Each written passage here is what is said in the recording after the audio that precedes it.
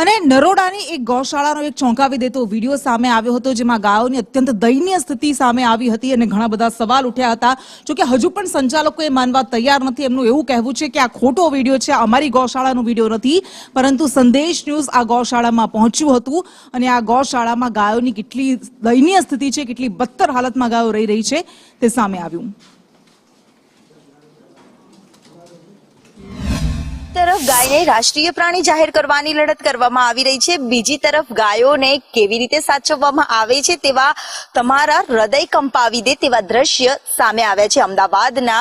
ઓઢવ પાસે નજીક આવેલા પાંજરાપોળમાં આજે આખું દયનીય ગાયોની સ્થિતિ છે તે સામે આવી છે. સંદેશ ન્યૂઝે આ સોશિયલ મીડિયામાં જે વિડીયો વાયરલ થયો હતો તેની ખરાઈ કરવા માટે સ્થળ પર પહોંચ્યું છે કે જ્યાં એક તરફ ગાયોને ઘાસ નાખવામાં નહોતું આવતું, ત્યાં ઘાસ તો નાખવામાં આવ્યું, પરંતુ ગાયોની દયનીય સ્થિતિ અને